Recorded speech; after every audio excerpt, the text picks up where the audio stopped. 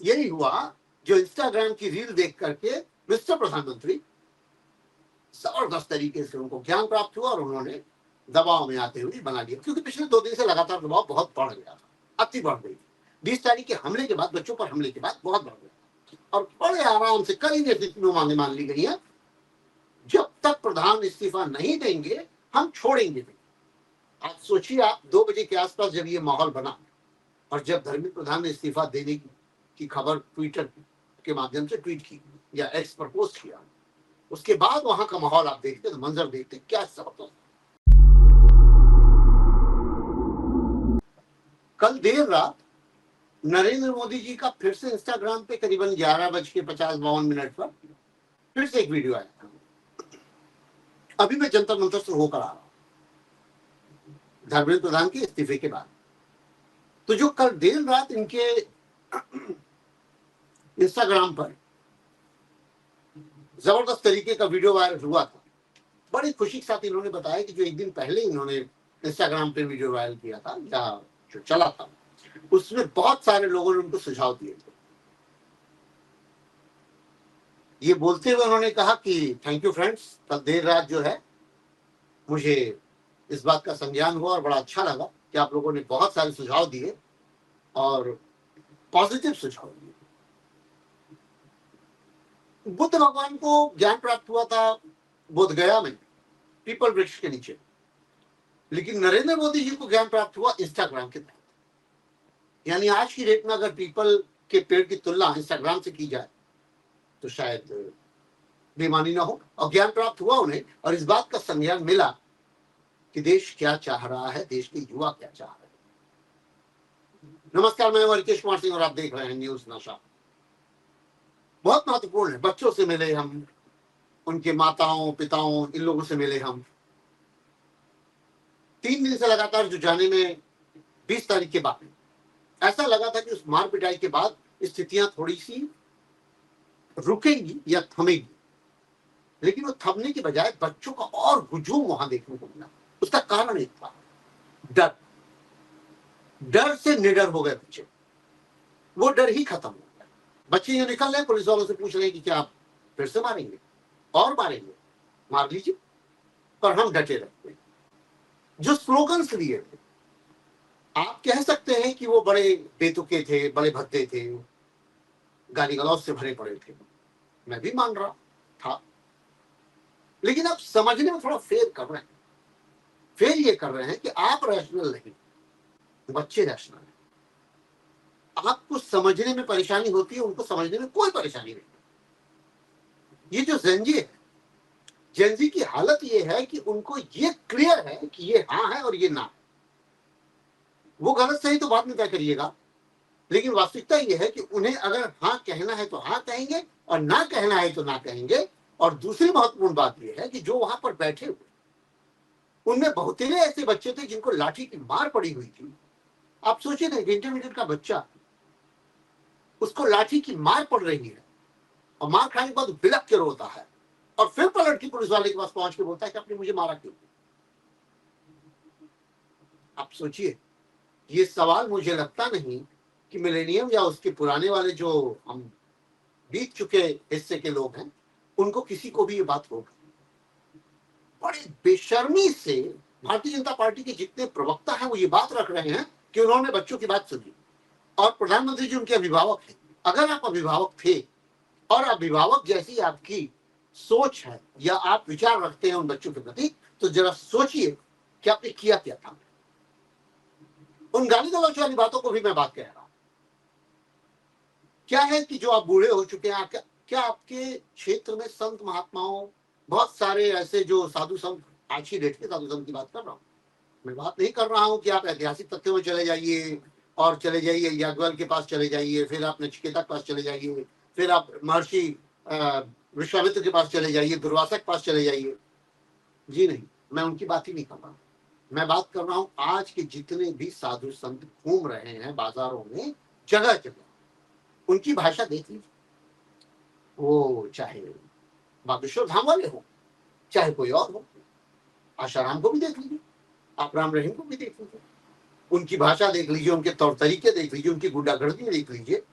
बहुत स्पष्ट बता रहा हूं कि साफ साफ ये लाइनें दिखती हैं आपको कि वो गाली गलौच में भी माहिर होते हैं, गुंडागर्दी में भी माहिर होते हैं। अगर आप उन पर सवाल खड़ा करते हैं तो घेर के मारने की कोशिश भी करते हैं।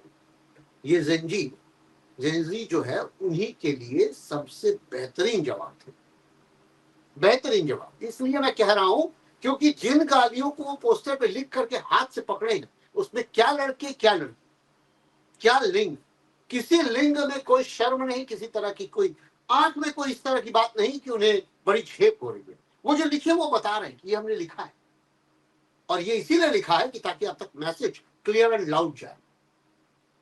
जरा सोचिए, इस देश में जो जेनजी कर रहा है, कईयों ने वहां पर कहा भी इस बात को लेकर के कि नेपाल की तरफ जाने की बात हो रही है क्या? बोले नहीं, नेपाल तो बनना ही नहीं ना, श्रीलंका नहीं बनना है, बांग्लादेश नहीं बनना, ये काम नहीं करना, लेकिन छोड़ेंगे भी नहीं।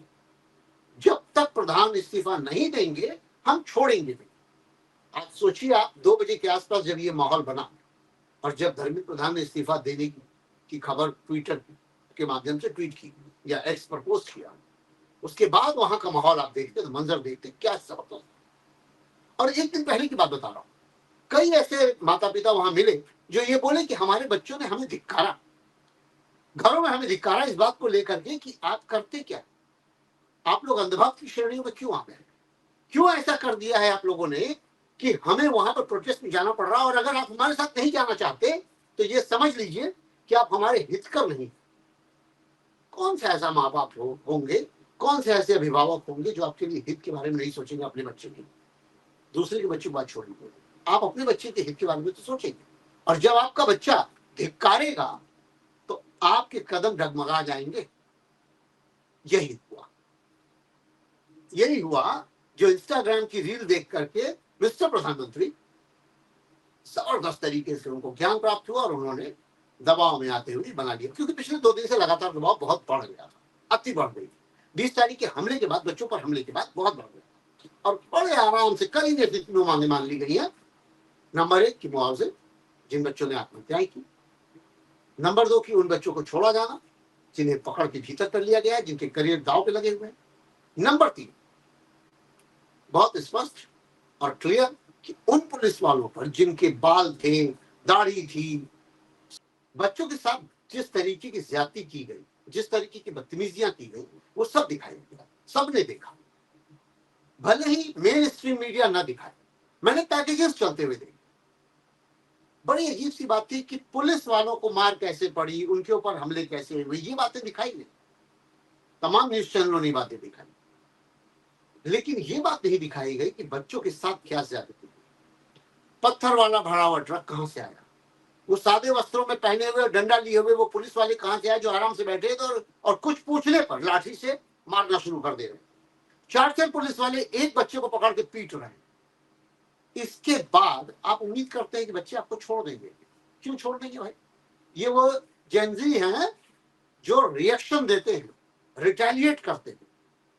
निश्चित तौर पर ये जानिए कि अगर ये आंदोलन किसी पार्टी ने, किसी दल ने किया होता तो उन दल को पीट पीट करके लोग अधमरा कर देते। लेकिन चूंकि ये बात बच्चों ने की थी तो आप एक दिन से ज्यादा उनसे लड़ नहीं पाए और बच्चों का हुजूम रोज बर रोज वहां पड़ता जा रहा, दबाव बन रहा था। नरेंद्र मोदी और उनकी टीम को कहीं ना कहीं ये आभास हो गया कि ये प्रेशर कहीं उनके उल्टे न पड़ जाए। उसका रीजन बहुत साफ था। 15 वर्ष से लेकर के 29 वर्ष की आयु के बच्चों की संख्या लगभग इस देश में 50 करोड़ जैसी, 40% युवा आबादी हो चुकी है हमारे देश में। और लगभग ये अनुमान लगाया जा सकता है कि अगर 50 करोड़ जैसे अगर देश में हैं तो ये वोटर लिस्ट में आते ही क्या स्थिति पैदा करेंगे। कहीं ना कहीं ये खतरा महसूस हुआ। ये खतरा महसूस हुआ कि पंजाब और उत्तर प्रदेश जो सेमीफाइनल कहे जाएंगे, जिनके इलेक्शन सर पे आके खड़े हो रहे हैं, ये कहीं ऐसा ना हो कि दुर्घटनावश 22 राज्यों से छीन जाए मामला और लगातार जीत की जो अवधारणा रखी जा रही थी उसमें कहीं कोई डेंट पड़ जाए। नरेंद्र मोदी जी को ये कम से कम गवारा नहीं सकता और शायद इसीलिए धर्मेंद्र प्रधान का इस्तीफा हुआ। वरना आप सोचिए ना, 2015 के उस वक्तव्य को जो राजनाथ सिंह ने आज कहा है, राजनाथ सिंह ने कहा है कि धर्मेंद्र प्रधान जी का इस्तीफा इसलिए हुआ कि बच्चों के हित को देखते हुए, बच्चों के हित को देखते हुए इस्तीफा आपने लिया जरूर, लेकिन याद करिए 2015 में राजनाथ सिंह जी ने आपने क्या कहा था। आपने कहा था ये एनडीए है, इसमें इस्तीफे नहीं होते। किसान आंदोलन, पहलवान आंदोलन, बड़ी अजीब सी बात है। सुधांशु त्रिवेदी जैसा प्रवक्ता ये बात बोल रहा था कि यहां पर जो है किसान हो, पहलवान हो, इंसान हो, या स्टूडेंट्स हो, या कोई भी हो, मतलब उनकी बात जो है आप इस तरीके से खारिज कर रहे थे जैसे लग रहा था कि कितने अहंकार में आप डूबे हुए, और इस अहंकार को इन्होंने निपटा दिया। किसान आंदोलन याद करिए, जब किसान आंदोलन खत्म हुआ था तो वो मकर संक्रांति का दिन था और आज एकादशी का दिन है। मैं ऐसा कुछ मिलाने की कोशिश नहीं कर रहा हूं, लेकिन ये जो अपने आप को हिंदूवादी सरकार कहती है, वास्तव में हिंदुओं के बहुत बड़े बड़े त्योहार दोनों दिनों पर, और इन्हीं दिनों आपको ये निर्णय लेना पड़ा कि आप बैकफुट पर आए। ये आपके विरोध की कील है, ये हमारे पांव का कांटा है जो हम ही से निकलेगा, और इन बच्चों ने ये साबित किया कि अब हम निकाल के छोड़ेंगे। सारी बातें मनवाई, घुटने पर लाए, और अभी भी सोचिए कि भारतीय जनता पार्टी ये सोच कर कह रही है, ये बात कहते हुए उसको शर्म नहीं आ रही है कि वो बच्चों के हित की बात कर रही थी। बच्चों के हित की बात बीते 39 दिन से चल रही है भाई, जब से पेपर लीक हुआ तब से चल रही है। सवाल ये कर रहे थे कि वहां पर आतंकवादी, वहां पे भेड़िए, वहां पे किराए के टट्टू ये बैठे हुए हैं, और अब आप वही बात कह रहे हैं कि आप उनके हित की बात कर रहे थे। क्या बेशर्मी है। मैं इस बेशर्मी को तीन चार तरीके से दिखाना चाहता हूं। जब आप कहते हैं कि पूरे देश में सारी व्यवस्था ठीक है, जब रोजगार नहीं होता आप बोलते हैं कि रोजगार की समस्या नहीं है, जब पानी नहीं होता तो बोलते पानी की समस्या नहीं।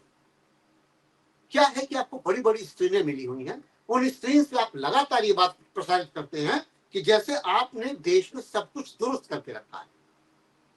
कई पत्रकारों को बोलना पड़ रहा है भाई कि वो 25 साल से, वो 26 साल से पत्रकारिता कर रहे हैं, वो पत्रकार है, उन्हें बताना पड़ रहा है। बच्चों ने उनको सोचिए आइडेंटिटी क्राइसिस दे दिया है, और शायद यही मुझे लगता है कि कहीं ना कहीं नरेंद्र मोदी जी को भी यही बात चुभी है कि कहीं ऐसा ना हो कि हाथ से निकल जाए ये सत्ता, और जिसकी संभावना बताई भी जा रही थी, ये भी बताई जा रही थी कि हो ना हो 2027 आते आते सरकार गिर जाए। गिरेगी नहीं गिरेगी वो बात की बात है, किस वजह से गिरेगी, क्या वजह होगी, वो भी बात की बात है। लेकिन जो बच्चे अभी वहां टस से मस नहीं हो रहे, धर्मेंद्र प्रधान के इस्तीफे के बाद भी अगर उनको हटाने के लिए आप कुछ कार्रवाई करने की कोशिश करेंगे तो कहीं व्यवस्था में बिगाड़ ना आ जाए, ये जरा सोचते रहिएगा। एक और दुर्लभ चीज दिखी, वो ये दिखी कि जो स्विगी जोमेटो से खाने जा रहे थे उनको पुलिस वाले बीच में खड़े करके उनसे खाना ले रहे थे। रसद पानी आप काटने की कोशिश कर रहे हैं, और हमने ये देखा वहां पर कि पानी और खाने की जो भरमार थी, टेम्पो और ट्रेवलर्स उनसे भर भर के, या जितने भी आपके ऑटो और रिक्शा हैं ये सब है, उनसे भर भर के लोग उतार रहे थे पानी और खाने, और खूब बट रहे थे। आपको प्यासा रहना नहीं पड़ रहा था, आपको पसीना नहीं बहाना पड़ रहा था, आपको ह्यूमिडिटी में पंखे की जरूरत पड़ रही थी तो वो पंखा झलने वाले लोग सैकड़ों। वीडियोस देखते रहिएगा, बिल्कुल साफ साफ दिखाई देगा। फर्स्ट एड का वहां पर माहौल था। अगर किसी तरह की कोई परेशानी है, मोच आ गई, चोट लग गई, खींचतान में कोई टीयर अप हो गया, तो उसके लिए बैंडेज, वलनी, ये सब लेकर के ढंग से बैठे हुए लोग थे, काउंटर से लगे हुए थे, सारे काउंटर एक से। किसान आंदोलन याद करिए जो करीबन 400 दिन चला है, उस 400 दिन के किसान आंदोलन को भी आप कह रहे हैं कि आपने मान लिया था, लेकिन माना क्या था? किसानों को भी आप आतंकवादी सिद्ध कर रहे थे, उन्हें भी बाहर से फंडेड सिद्ध कर रहे थे। अगर बाहर से फंडिंग थी इस आंदोलन में भी, सीजेपी के आंदोलन में भी अगर बाहर से फंडिंग थी, तो जरा सोचिए कि ये फंडिंग कैसी थी कि आप रोक भी नहीं पा रहे थे, और घुटने भी टेक दिए, और प्रधान का इस्तीफा भी हो गया। गाना चल रहा है इस समय, झुकती है दुनिया, झुकाने वाला चाहिए।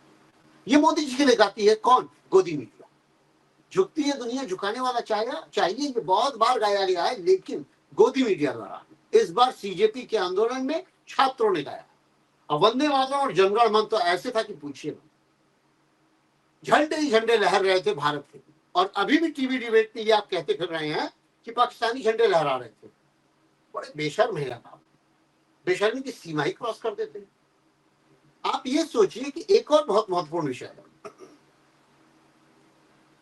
खाना छीन रहे हैं, रसद छीन रहे हैं, ये एक अलग बात है। रात को बच्चे घर वापस लौट रहे हैं ऑटो टेम्पो में, उनको रोक करके आप कहीं भी डिटेन कर दे रहे हैं। ऐसा लग रहा था कि जैसे पुलिस को ये बोला गया हो कि आप डिटेन करिए कि कौन लोग कहां से जा रहे हैं, किधर जा रहे हैं। सराय काले खान जा रहे हैं, साकेत जा रहे हैं, किधर भी मोड़ रहे हैं बच्चे, उनको वहां रोक करके उन लड़कों को उतार दे रहे हैं। जो ये कहते फिर रहे हैं कि वहां नीट के बच्चे नहीं है, बिल्कुल गलत है। एम्स में पढ़ने वाले बच्चे, सफदरजंग में नौकरी करने वाले बच्चे, जो मेडिकल स्टूडेंट्स हैं वो भी वहां मौजूद थे, जो डीयू में पढ़ रहे हैं वो भी वहां मौजूद थे। और भरपूर बात की गई है, साफ साफ बात की गई है, सब यही कह रहे थे। और विषय क्या था? विषय ये था कि पर्चा लीक, नीट का पर्चा लीक या किसी का भी पर्चा लीक, अगर पेपर लीक हो रहा है तो कितनी बड़ी विडंबना है देश के लिए। और अगर 2014 से पहले की बात आप कर रहे हैं कि भाई इसके पहले भी नीट का पेपर और पेपर लीक होते थे, तो सरकार तो इसीलिए गई थी ना कांग्रेस की, तो आपकी भी जानी चाहिए। सवाल तो यही है ना। समस्या तब जो थी वही समस्या अब भी है। बीते 12 सालों में आप समस्या को खत्म नहीं कर पाए। अगर नहीं खत्म कर पाए तो भ्रष्टाचार कैसे खत्म कर पाएंगे? भ्रष्टाचार नहीं खत्म कर पाए, नोटबंदी से क्या करने वाले थे आप? नोटबंदी से कुछ नहीं कर पाए, जीएसटी लगाने के बाद जीएसटी में क्या करने वाले थे आप? आत्महत्याएं, जो बलात्कार हुए, जो रेप होते हैं, ये सारी चीजें एज इट इज चल रही हैं। तो यानी आप खुद भी तो कुछ नहीं कर। धर्मेंद्र प्रधान का इस्तीफा इस बात की ओर निश्चित तौर पर इंडिकेट करेगा कि कम से कम सरकारों को डरना होगा, जो बीते 15-20 सालों से नहीं हो रहा। जो इस्तीफे पे सवाल हो रहे थे कि भाई नेता नगरी क्या है, तमाम मंत्रालयों की अकाउंटेबिलिटी क्या है, कुछ भी गड़बड़ हो जाए इस्तीफे नहीं हो रहे। और इस इस्तीफे ने कम से कम ये इंडिकेशन दे दिया है कि अब अगर सरकार कुछ भी गड़बड़ करेगी तो इस्तीफा आपको देना पड़ेगा, कम से कम अकाउंटेबिलिटी लेनी पड़ेगी। एनटीए के 45 लोगों को बर्खास्त कर दिया। ये क्या मजाक था? 45 लोगों को बर्खास्त कर दिए, और जिसको आप ले आए हैं शिक्षा सचिव बना करके, उसका खुद का इतिहास ये है कि वो 1.5 से 2 करोड़ के घर के लोगों को सब्सिडी दिलाया हुआ है। और जाने किस चीज में, जब वो एग्रीकल्चर में उसमें सचिव था तब वो ऐसा कर चुका है। यानी भ्रष्टाचार में भी आप कोई सीरियस मोड पे काम नहीं कर रहे। इन सब चीजों को गड्ढमड मिला के आप देखेंगे तो आपको साफ पता चलेगा कि जिस मुस्तैदी के साथ, जिन दावों के साथ, जिन आपके प्रतिज्ञाओं के साथ 2014 के बाद नरेंद्र मोदी सरकार का गठन किया गया था, वहां से लेके यहां तक कुछ भी बदला नहीं है, एज इट इज है। बड़े महत्वपूर्ण विषय है, कई कई बातें। और अभी भी आप सोचिए, चैनलों पे आप देख रहे होंगे, नीट का एक बच्चा पकड़ करके उससे बात कर रहा है और वो बच्चा बौखलाया हुआ है, बहुत बुरी तरह से बौखलाया हुआ है। मुझे उससे सहानुभूति है इस बात को लेकर के कि वो अपने अंक को लेकर के परेशान है, उसका सिलेक्शन नहीं हो रहा है, इस वजह से वो बहुत ज्यादा परेशान। उसकी बातें ठीक है, नीट के विषय में बात कर रहा है और नीट के बारे में बार बार चीखम चिल्ली कर रहा है, इस बात को लेकर के वो एनडीटीवी पे आ चुका और नेटवर्क 18 पे आ चुका, वो तमाम चैनलों पर आ चुका, अमिश देवगन के शो में आ चुका, और सब जगह वो ताल ठोक रहा है, हाथ पांव पीट रहा है, सब कुछ कर रहा है। दहिया के साथ बैठ करके बहस भी कर रहा है, वो भी देख लीजिएगा, कुकरेती के साथ। अमिश देवगन, कुकरेती और मेरे ख्याल से रिपब्लिक पर भी था, एनडीटीवी पे था, क्षमा करिएगा। लेकिन बात इंपॉर्टेंट ये है कि उस बच्चे की बात में नीट की बात है, लेकिन वो दूसरी तरफ ये कह रहा है कि नीट के बारे में लोगों को मालूम कि हम बच्चे से क्यों नहीं बात करते। मैं गया था मिलने, उसमें मुझे नेतागिरी के लक्षण दिखे, आप उसको स्पष्ट देखिए और आप 2-4 साल तक उसको वॉच कर लीजिएगा तो पता चल जाएगा, उसमें नेतागिरी के लक्षण दिख रहा है।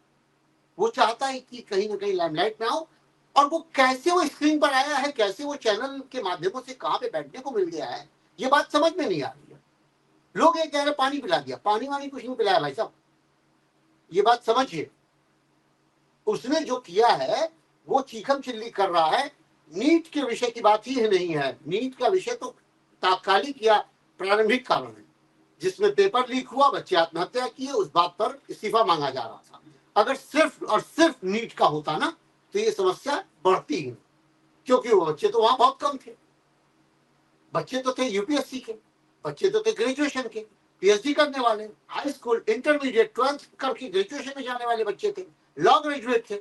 वो सारे बच्चे थे जो पेपर लीक पर ही बात कर रहे थे, बात एजुकेशन सिस्टम पर कर रहे थे, बात इसी पर होनी चाहिए। वो बोल रहे नीट यहाँ पर है, बिल्कुल यहाँ पर नीट है, और यहाँ पर जाकर के तमाम समस्या आएंगी, बिल्कुल ठीक बात कह रहा है।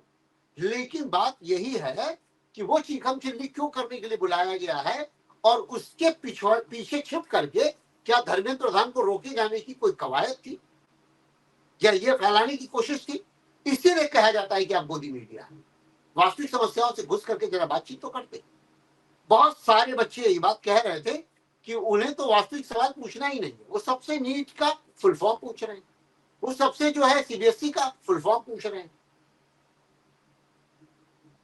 तो ये सारी समस्याएं थी जिसकी वजह से ये आंदोलन बढ़ता गया। किसान आंदोलन, याद करिए कि 700 किसान मर गए थे। आपका किसान सड़कों पे बैठा था, जिसके लिए बड़ी बड़ी कीले, कैसे कैसे गड्ढे, किस किस तरीके के सीमेंटेड वॉल खड़ी कर दिए थे। याद करिए, जो हटाए गए वो सारे के सारे, सड़कें खराब हो गई थी उन जगहों पर, आपने इतनी सीमेंटिंग कर दी थी, गड्ढे खोद दिए थे बड़े बड़े कि ट्रैक्टर भी उनसे पार न निकल पाए। टैंकर लेकर आने वाले थे क्या किसान? टैंक लेकर आते हैं क्या? लेकर आते जो वहां से पार करके निकल जाते। किसान आपको क्या करने वाले थे? इनकी जान को जोखिम था, जब देखें इनको जान की जोखिम हो जाता है। कभी संसद भवन में हो जाता है, कभी पंजाब के संगरूर में हो जाता है, कभी कहीं और होने लगता है। संसद भवन में महिलाओं से जान को जोखिम हो जाता है। डरपोक प्रधानमंत्री है क्या? चिल्लाते तो लोग हैं भाई 56 इंच का सीना है, चिल्लाते तो लोग हैं कि आप शेर हैं, बहुत बड़े शेर हैं, इतने बड़े बाघ हैं कि आप चाइना और पाकिस्तान सबको लपेट दो। लेकिन वास्तविकता क्या है? बच्चों से डर रहे हैं, और डर ही गए, डरा दिया युवाओं ने। हाँ, ये जरूर है कि अब इसके आगे क्या है। सवाल यहाँ पर ये कि नरेंद्र मोदी जी बहुत घाघ हैं, ये बात बहुत स्पष्ट बता दो। ये जो सरकार है ये बहुत घाघ सरकार है, खासकर अमित शाह। मैं तो राजनाथ सिंह को भी देख रहा हूँ, वो भी उसी रेंज में। ये सब लोग अपनी घाघ नीति जो है वो छोड़ेंगे नहीं आगे आने वाले समय में, क्योंकि उनको ये चाहिए कि किसी भी तरीके से परिसीमन बिल पास हो, और वो उनके लिए थाली में परोसा हुआ लड्डू साबित हो, ताकि परिसीमन बिल पास करा के, और जो परिसीमन करेंगे, डिलिमिटेशन जो करेंगे, वो अपने हिसाब से करेंगे। हर स्टेट में जो संख्या बढ़ेगी वो अपने हिसाब से बढ़ेगी, और क्षेत्रीय सांसदों की जो संख्या बढ़ेगी वो भी आप समझ के रखिएगा। उत्तर प्रदेश में और उत्तराखंड में मिला के 85 सांसद हैं। इन 85 सांसदों को अगर बढ़ा के 150 तक लेके गए जनसंख्या के हिसाब से, चूंकि 25 करोड़ यहाँ जनसंख्या है, बहुत स्वाभाविक सी बात है कि यहाँ कम से कम 120 सांसद आने वाले। सेम चीज मैं बता रहा हूँ उत्तराखंड में, जिसमें 5 से कम ये बढ़ करके 15 या 20 में पहुंचेंगे, और टोटल हो जाएंगे 140। साउथ की मांग यही है कि उनकी जनसंख्या कम है, तो क्या उनके पास सांसदों की संख्या कम की जाएगी? जबकि डिलिमिटेशन में सवाल यही है कि बराबरी का हक देते हुए कम से कम 50% साउथ के स्टेट्स में भी सांसदों की संख्या बढ़ाई जाए, और बढ़ाना चाहिए। अगर ये नहीं होता है तो क्या होगा, और अगर होता है तो क्या होगा? आगे आने वाले चुनाव में इन सब चीजों पर निगाह रखनी होगी। फिलहाल सीजेपी ने यह बताया सूर्यकांत को, आखिरी कोट कर रहा हूं, Suryakant CJI chief justice of India को यह बताया कि भाई आपने कहा कॉकरोच है, कॉकरोच देश को खोखला कर रहे हैं, कॉकरोच देश को खोखला करे ना करे, लेकिन इन कॉकरोचों ने जीत हासिल करके ये बता दिया कि कैसे किसी सरकार को खोखला कर सकते हैं, अगर उनके मांग को न माना गया, या उनकी चीजों को न देखा गया, या उनके लिए जवाबदेही तय न की गई। सीजेपी जी, सीजेआई जी, सीजेपी आपके लिए भी उतनी ही घातक साबित हो सकती है। इसलिए थोड़ा बेहतर तरीके से, बेहतर दिशा में काम करिएगा। उन पुलिस वालों को भी कम से कम हथकंडे में लीजिए, संज्ञान लीजिए, वीडियोस के थ्रू संज्ञान लीजिए। बच्चों को छोड़िए, बच्चों के करियर को तबाह करने से बचिएगा। ये आपके लिए भी चेतावनी, सरकार के लिए तो चेतावनी थी, सरकार को समझ में आई। उनको 2 बार के इंस्टाग्राम के रिवोल्यूशनरी जो लाइनें हैं उनसे पता चली। रिवोल्यूशनरी लाइनें इसलिए कह रहा हूं क्योंकि वो बच्चे जब बोल रहे हैं ना, तो उनके भीतर एक आत्मविश्वास है और उसमें कोई शर्म नहीं। उन्हें पता है कि जो वो बोल रहे हैं वो सही बोल रहे हैं। नमस्कार, धन्यवाद। ऐसी खबरों के लिए देखते रहिए न्यूज़ दर्शन। और आप हमसे जुड़े रहने के लिए सब्सक्राइब करें YouTube पर, फॉलो करें Twitter पर और लाइक करें Facebook पर। और ज्यादा जानकारी के लिए आपको टाइप करना होगा सिर्फ न्यूज़ नशा।